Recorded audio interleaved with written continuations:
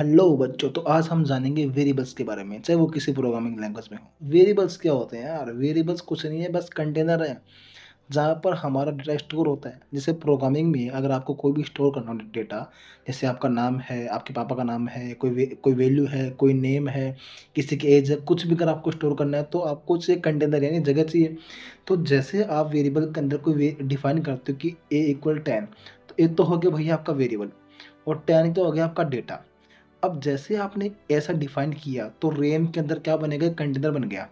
इस कंटेनर में ऐसे स्टोर होगा कि ए इक्वल 10, यानी अब जो 10 है ना वो एक कंटेनर के अंदर है।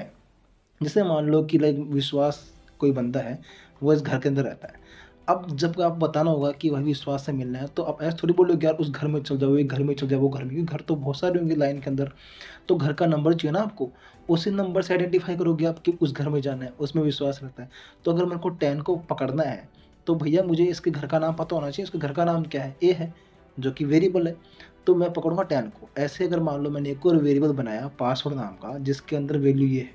अगर मुझे कभी किसी का पासवर्ड चाहिएगा, यानी ये पासवर्ड चाहिए मुझे, तो मुझे किसको पकड़ना पड़ेगा? इस वाले वेरिएबल को, क्योंकि इस कंटेनर का जो नाम है वो क्या है? पासवर्ड है। ऐसे यहाँ पर बहुत सारे कंटेनर बन जाएंगे, समझे? तो इतने सारे कंटेनर्स होंगे तो वैल्यू बहुत सारी होंगी यार। आपको कोई वैल्यू चाहिए तो आप कैसे पहचानोगे? इसलिए चाहिए आपको वेरिएबल का नाम, जिसको बोलते हैं आइडेंटिफायर, समझे?